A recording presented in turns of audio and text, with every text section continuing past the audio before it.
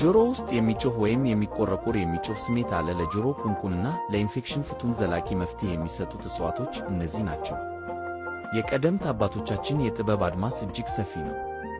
ከተፈጥሮ ጋር ተስማምተው እፅዋትን መርምረው ለክፉ በሽታዎች ሁሉ መፍትሄ አስቀምጠውልናል። ዛሬም ድረስ በእነዚህ ድንቅ እፅዋት ውስጥ የማይጠፋ ፈውስ አለ። ምልክቶቹን ያስተውሉ። የጆሮ ቁንቁን ወይም ኢንፌክሽን ሲጀምር እነዚህን ስሜቶች ያሳያል።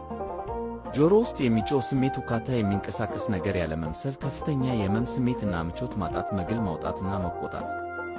የተፈጥሮ ፈውስ ቅመማ። እነዚህን ሦስት ኃያላን እፅዋት በመጠቀም ህመሙን ከስሩ ማጥፋት ይቻላል።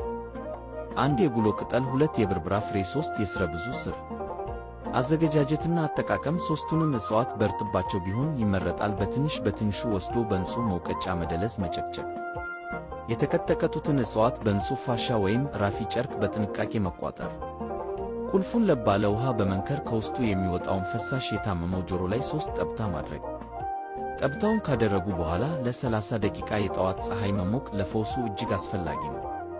ማሳሰቢያ፣ ይህ መፍትሄ ለጆሮ ኢንፌክሽን እጅግ ፈጣንና ፍቱን መፍትሄ በመሆን ያገለግላል። የጥንት ጥበብ ለዘመናዊ ጤና።